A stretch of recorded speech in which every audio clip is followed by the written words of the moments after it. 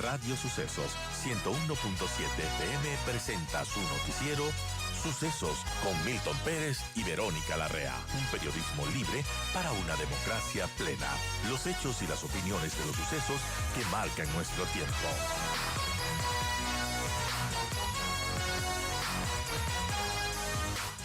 Yo doy la bienvenida a Anabel Guerrero. Ella fue presidenta del Colegio de Abogados de Pichincha. Es abogada y como es abogada que trabaja en tema de derechos de mujeres, que no puedo dejar de preguntar por lo que realmente está, digamos, ha alarmado a la sociedad en estos últimos días, que es esta pelea, digamos, más que pelea, es una agresión brutal de una estudiante a otra en el Parque del Chimbí en Quito. Es un tema que merece acciones legales, digamos, podría ser manejado en ese ámbito. Sí, muy buenos días, muchas gracias por la invitación, gracias por el espacio, un saludo a la audiencia. Sí, definitivamente estamos hablando de un delito, en este caso de lesiones, ¿no? Que se habrían dado en este contexto, pero además de eso, definitivamente es el reflejo de lo que vive nuestra sociedad, ¿no? El hecho de que la violencia se vea reflejada en todos los espacios, incluso en el ámbito educativo, y que lamentablemente también digamos, los adolescentes ven a diario esta violencia, los barrios están cooptados también por el crimen organizado, hay una incidencia brutal de los GDOs en los territorios y, digamos, una ausencia también del Estado. Eso también se refleja en la situación que vivimos, ¿no? Por ejemplo, el tema de las extorsiones a los pequeños comercios en los barrios y todo eso luego se amplía a esta cooptación, a este reclutamiento forzado de adolescentes y, digamos, vivir la violencia en el día a día, eso también lo están viendo los adolescentes. Y bueno, definitivamente también implica una falta de atención por parte del Ministerio de Educación, la falta de aplicación de políticas públicas, la falta incluso de articulación de los protocolos para cuando hay violencia entre pares. O sea, un sinnúmero de situaciones que en el país, en el país hemos estado retrocediendo. Bueno, el presidente de Novoa ya mandó a registro oficial la ley de integridad pública. Hablábamos hace un momento a ver si veta o no veta. Ya no vetó, ya la mandó a registro oficial.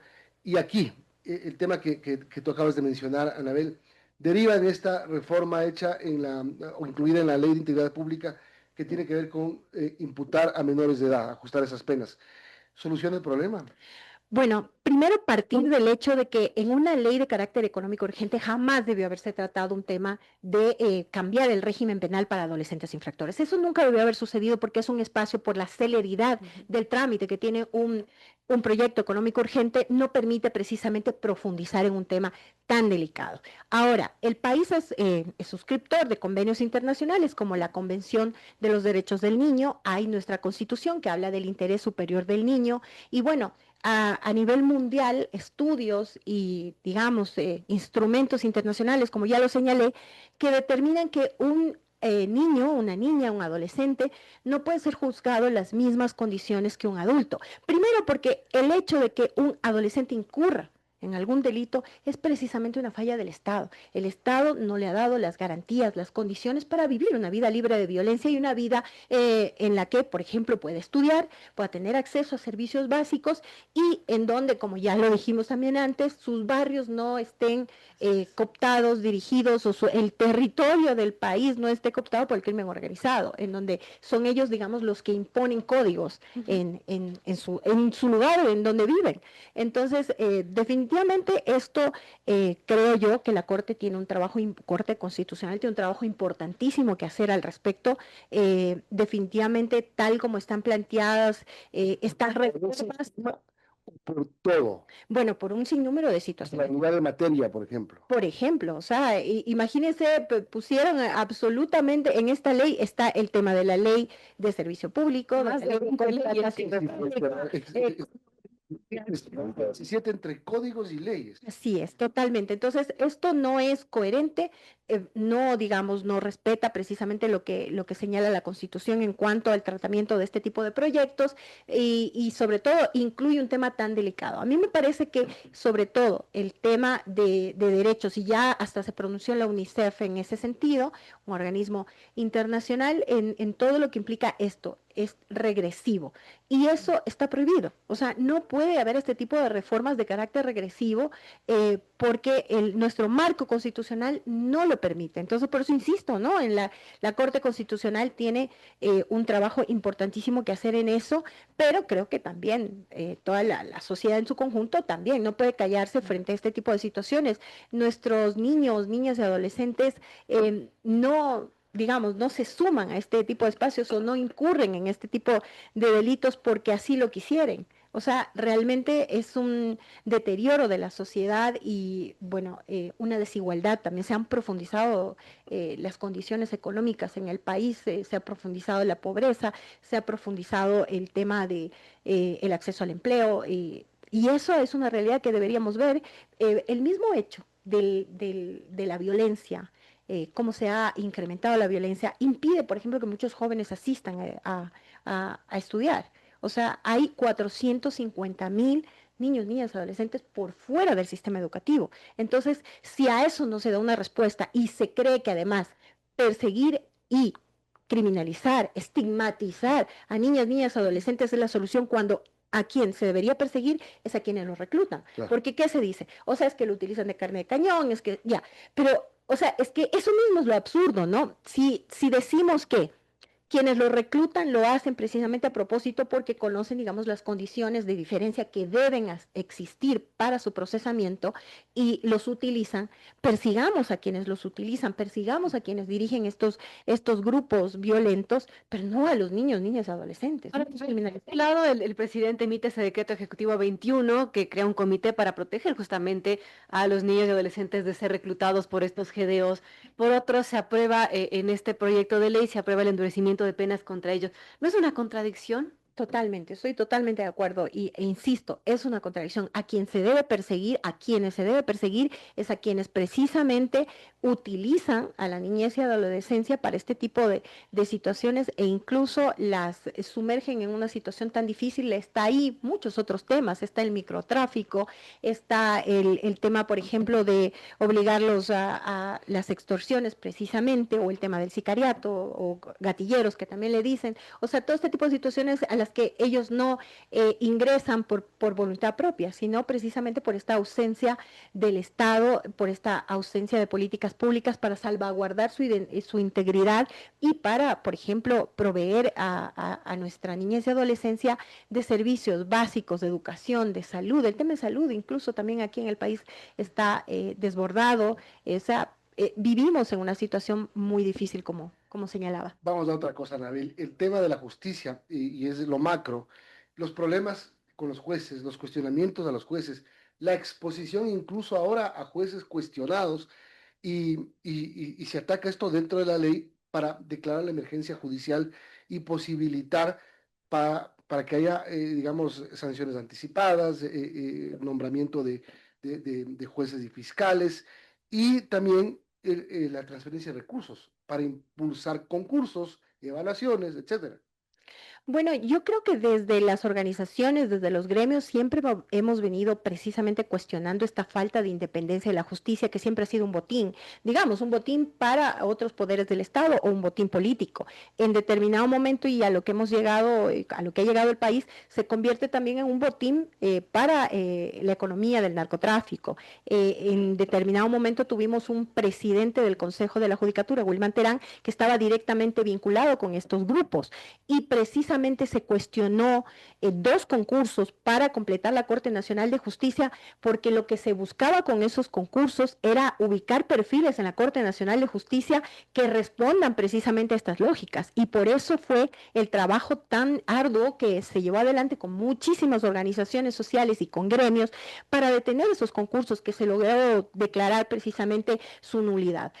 Y ahora, o sea, si tanto hemos cuestionado esto, si tanto se ha luchado para que esto no suceda, hoy a través de estas reformas, de una u otra forma lo que va a suceder es que van a ingresar operadores de justicia sin ninguna rigurosidad, sin ningún proceso, porque van a ser procesos primero expeditos, en donde difícilmente se pueden aplicar pruebas de confianza, y segundo, o sea, también van a haber, desde el 2017 no hay evaluaciones a jueces y juezas y a fiscales. Claro. Es un problema muy Como grave. decía Sin em- Alto ahí en sí. la Asamblea. Así es. Sin embargo, ahora se habla de evaluaciones flash también, que pueden significar de una u otra forma ejercer presión contra los operadores de justicia. Es que tampoco esto está bien. Por ejemplo, esta ley habla de que ingresarán jueces sin estabilidad. Y yo creo que incluso a nivel internacional los principios de independencia judicial hablan de la necesidad de la estabilidad, porque cuando no hay estabilidad de los jueces, es fácil ejercer presión contra ellos, porque sí, quedarme, estar y tener estabilidad depende de cómo yo responda hacia ciertos intereses, entonces va a significar que se mine mucho más y se afecte mucho más la independencia judicial. Mire usted que incluso se amplía la figura del prevaricato hacia los fiscales, cuando los fiscales no son tomadores de decisiones. ¿Por qué? O sea, definitivamente lo que se puede advertir es que si en algún momento que estuvo mal, por supuesto, que se busque que jueces o que el sistema y la administración de justicia responda a ciertos intereses políticos o de cualquier tipo, hoy también se busca lo mismo, pero digamos con otro color o con otra, digamos, bajo otro, en este momento, bajo quien ejerce el poder. Entonces, es una justicia a la medida y lo que es lamentable es que precisamente cuando eso ocurre, no pueden haber voces disidentes, no puede haber, digamos, un sano cuestionamiento al ejercicio del poder, porque enseguida hay persecución a través de la administración de justicia, como ya sucedió antes. Pero también hay, así como es una justicia a la medida, como dices tú, es una justicia injusta. ¿Qué hacemos con la justicia? Donde todos los días vemos, digamos, han pasado ministros que les ha faltado llorar en televisión pidiendo a los jueces que no liberen delincuentes que son apresados en delito flagrante. Ya vimos el caso más reciente de este ciudadano que secuestró a la ciudadana asiática que después apareció muerta y lo liberaron. Sí, definitivamente ese es un tema al que hay que atacar, ¿no? Sin duda alguna, pero Milton, el problema también radica en que hay que depurar la justicia y hay que tomar medidas, incluso reformas, si se quieren reformas estructurales, reformas profundas, hay que hacerlo, pero ya no se habla de eso. Pero el problema es que no solo hay que depurar la justicia. Mire usted que si se fuga alias Fede, y se fuga presuntamente con un vestido de militar y escoltado por militares. Implica lo que se ha dicho hace mucho tiempo, que la fuerza pública también está permeada por el crimen organizado y por la economía del narcotráfico.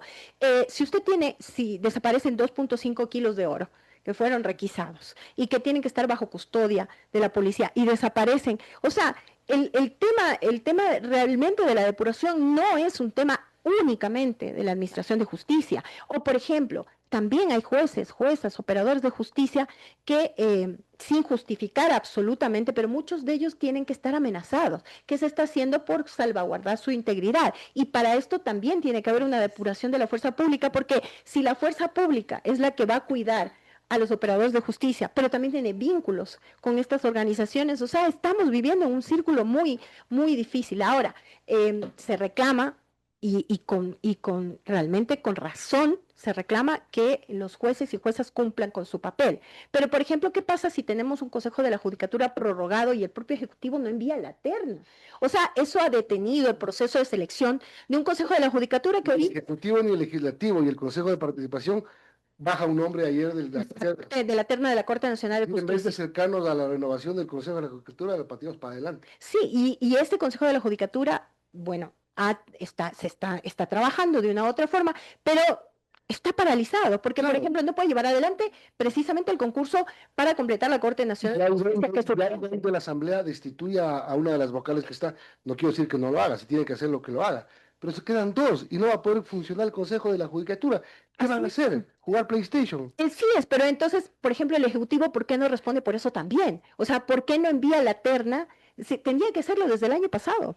No ha enviado la terna al Consejo de Participación Ciudadana. El Consejo de Participación Ciudadana, además, no ha demandado al Ejecutivo. ¿Por qué públicamente no le demanda al Ejecutivo que cumpla con la norma, que cumpla con la ley? Porque además Eso necesitamos. ¿Y por qué tampoco ya no se habla de reformas constitucionales precisamente para que no sea el Consejo de Participación Ciudadana el que tenga en sus manos estos procesos de selección que son tan delicados y que hemos visto incluso por todas estas investigaciones y procesos que se han llevado adelante, que este no es un organismo ciudadano y en donde la corrupción campea? O sea, ¿por qué ya no se habla también de reformas al Consejo Nacional de la Judicatura, en donde quizás se le pueden quitar también las atribuciones de control disciplinario porque no las ha cumplido?